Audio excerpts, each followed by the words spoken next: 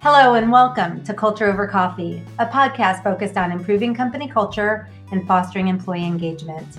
Every week we chat with experts and thought leaders about the latest information and proven practices you can use to reduce regrettable turnover, increase productivity on your team, and retain key customers. So pour a cup of your favorite brew and join us. I'm your host, Beth Sunshine, SVP at Up Your Culture and the Center for Sales Strategy.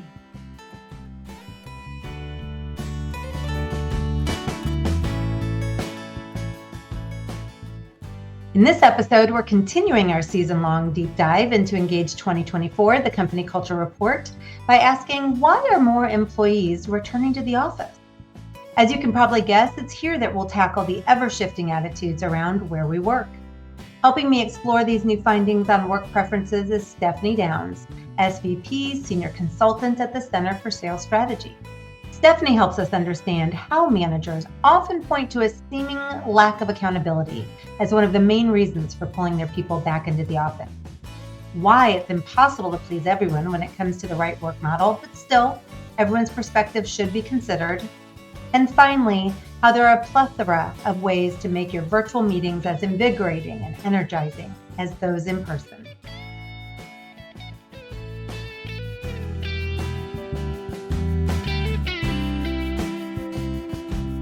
Hi, Stephanie, and thank you for joining me today for Culture Over Coffee. I am very glad to be here. Glad to have you. As you know, this season we're digging into the Engage 2024 Culture Report, and we're discussing some of the key takeaways. I've been really looking forward to this conversation. Many organizations are still working to get their work model right, to set the right expectations. And I love to just have my ear to the ground and know what's happening there because it's a pretty hot topic. So that's what we're going to dig into today. Thank you for joining. We're going to jump right in. So last year's Engage survey found that most people worked at least part of the week outside of the office. And also those, most people believed that they'd stay that way. They'd remain hybrid or remote moving forward. At that time, a tiny percentage, only 17% of people surveyed thought that they would return to the office full time, which I found striking last year. But I also find it striking this year because that means a lot of people were probably surprised by the number of companies that brought their people back to the office. We saw now more than half of our Engage 2024 respondents currently work in an office every day. So I want to get your take on this because you're knee deep working with organizations every day. In your mind, what do you think changed? Yeah, I have to admit I was surprised too. What changed? I have to admit I'm a little surprised that this is still as big of a topic as it is. I am too. I really am surprised by that, and I'm still having this conversation. I wouldn't say all the time, but still relatively more frequently than I would think. But one of the things that I think in talking to a lot of sales leaders about this conversation, the root of it usually is accountability. I'm surprised at how often that leaders are really saying they feel like they don't have as much accountability on their team if they're not in office. And I think that's driving some of the migration of the change of things continuing to happen. And I'm surprised by that. But I think the root of it's accountability. Interesting, which I think kind of borders on trust. So I want to we'll yes. kind of think about that a little bit. So thinking about the clients that you work with and those conversations that you're having, is there a workplace model that you just personally believe is the best? Hybrid. That's a really easy answer because I think it appeals to both sides of it, right?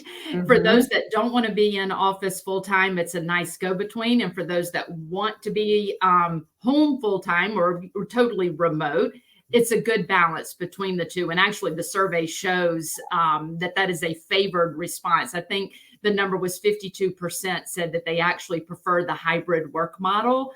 And that seems to work well. I have other thoughts on that. And we can talk about that more in a minute, but I would say hybrid for sure. That's interesting. And you're right. Hybrid is still the overall fan favorite, but it's interesting when I talk to people, hybrid looks so different depending on who I'm talking to, And it what industry, changes. what organization.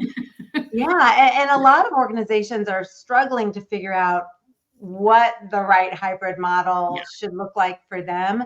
One thing I know for sure, after really, getting in pretty deep with a lot of customers on this, is it is impossible to please everyone. That's That's one conclusion I have yeah. And drawn. stop trying to please everyone. Yes, You're right. just not going to. No, I agree. So you need to figure out what is best. And our research shows that employees, and you sort of alluded to this, employees, individual contributors, they tend to lean toward a schedule that includes less time in the office, while managers prefer spending more time in the office and also having their people more frequently in the office. So, kind of digging into the trust factor, accountability. What is your take on that when it comes to establishing a hybrid model? Is there a best practice you'd recommend, or does it depend on the industry or the company or the team? Yes. So best practice, and I truly don't mean to oversimplify this at all because it's not an easy decision. And I get that because you're not going to appeal to everybody, but truly pick one. Just pick one. Stop being wishy-washy about it. I know it seems like I have the same conversations. They're like, well, we're going to be back in for 2 days a week, or we're going to be back in for 3 days a week, or vice versa, whatever it is. Just pick one. I think the inconsistency of it does more damage than just having a standard practice of what that model is going to look like. And again, I don't mean to oversimplify it. I know it's not an easy decision.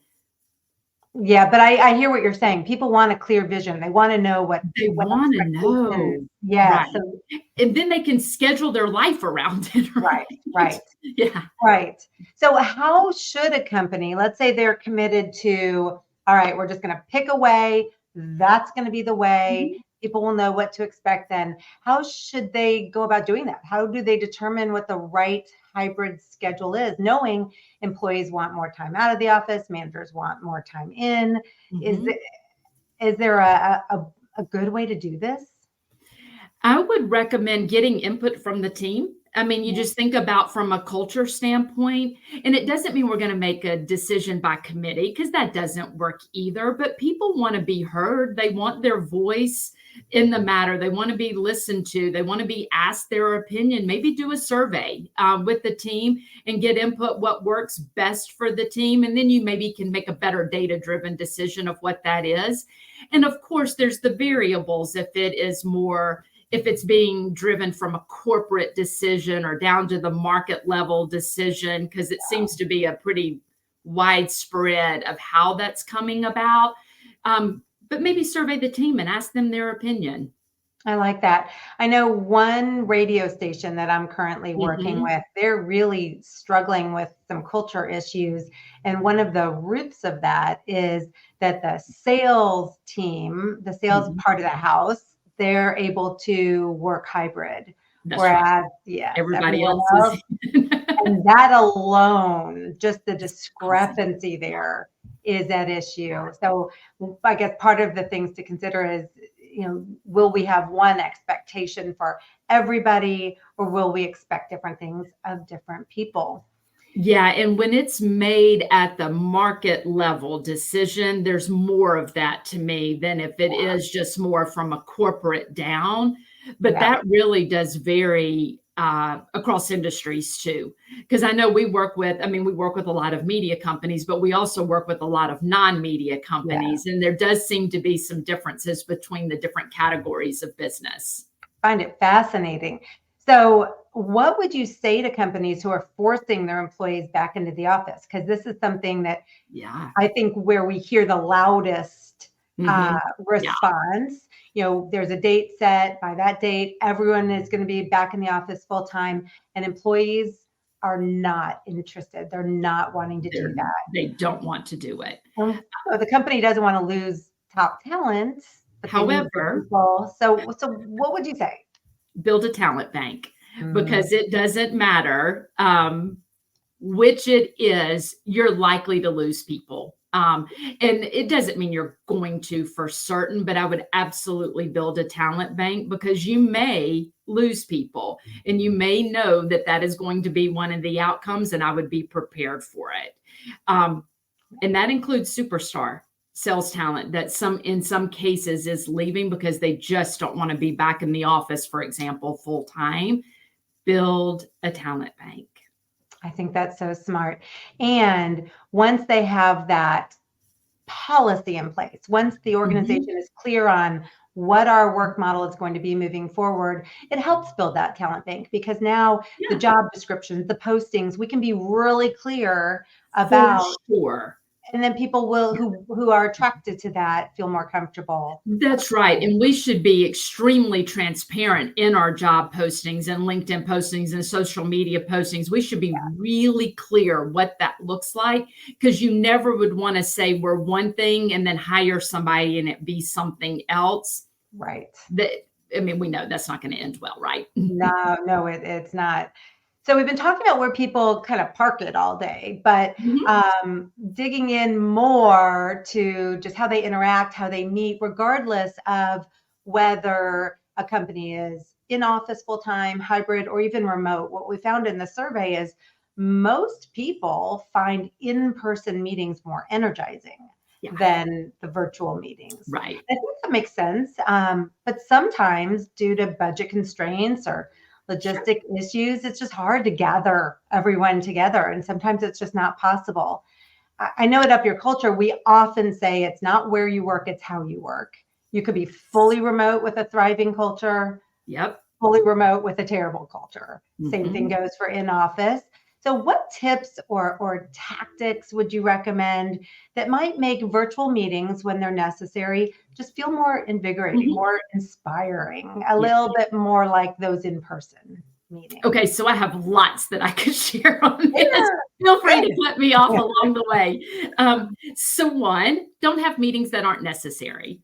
So let's start there. If it's not a meeting that has value to the audience, don't have the meeting.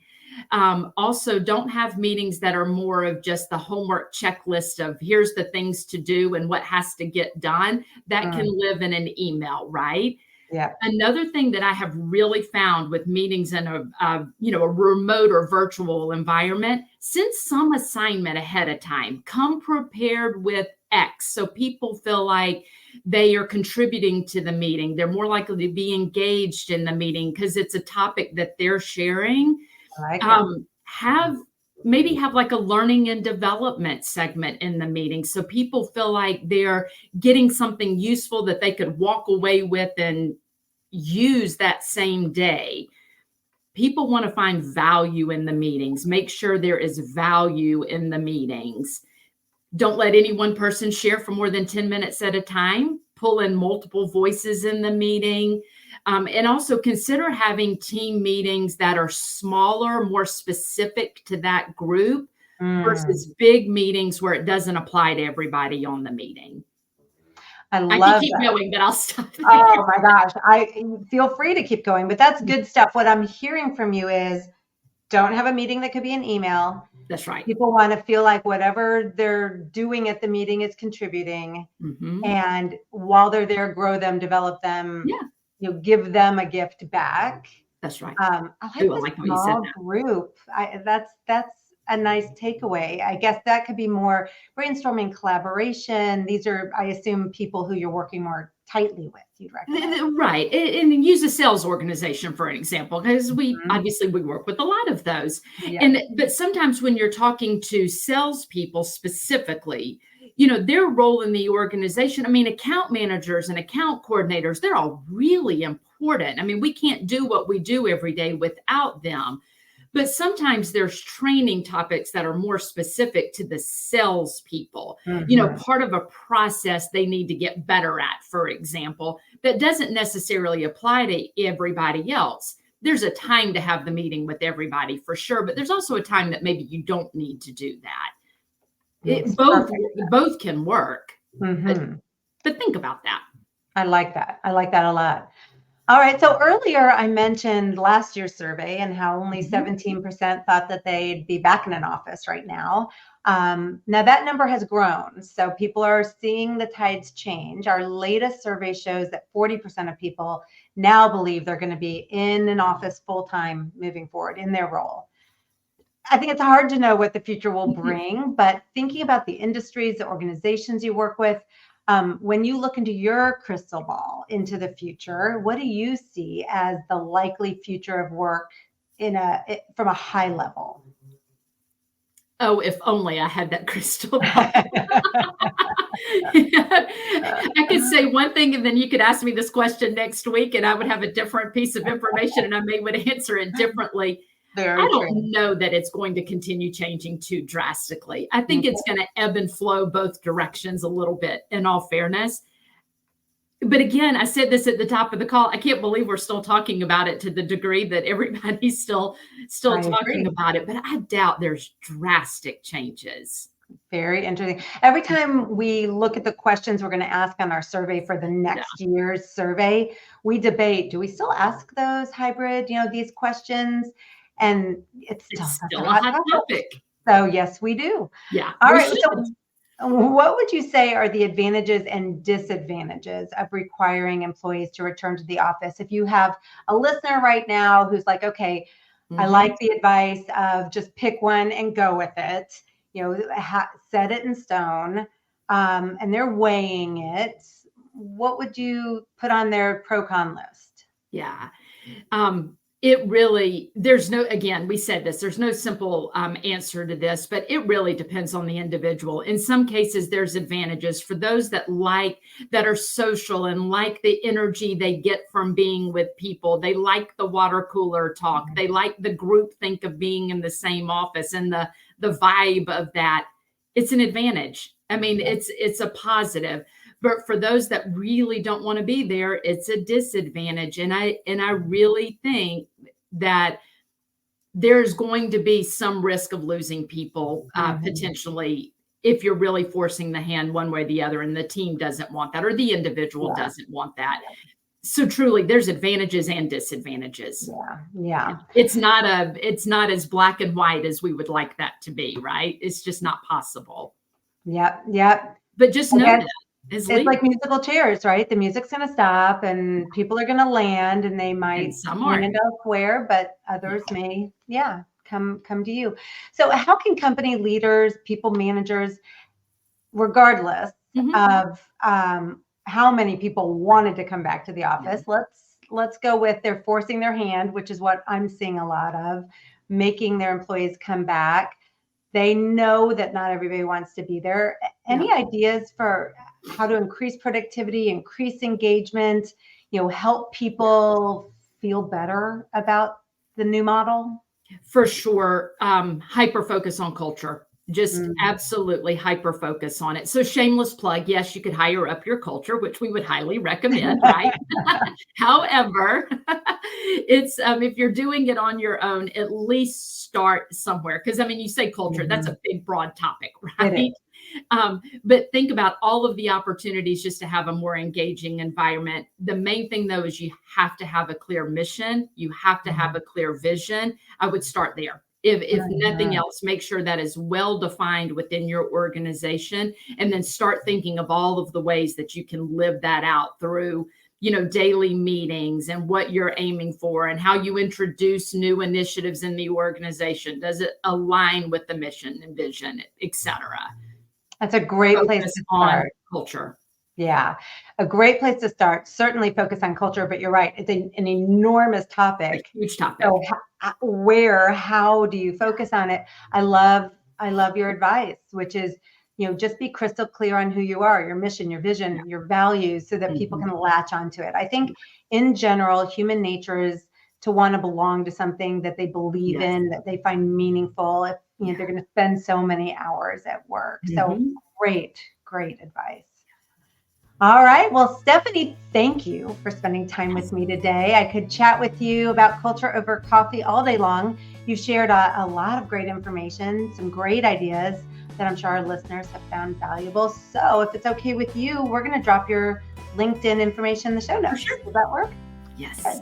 Good. And then those listening, you can connect with Stephanie, engage with her some more. We'll also add a link to the Engage 2024 company culture report in there, so you can dig into the work model segment and anything else that interests you. And as we wrap up, remember that a strong company culture begins with you. Thanks so much for spending time with us on Culture Over Coffee.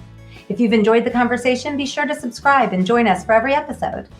For more helpful information on the topics of company culture and employee engagement, visit us at upyourculture.com.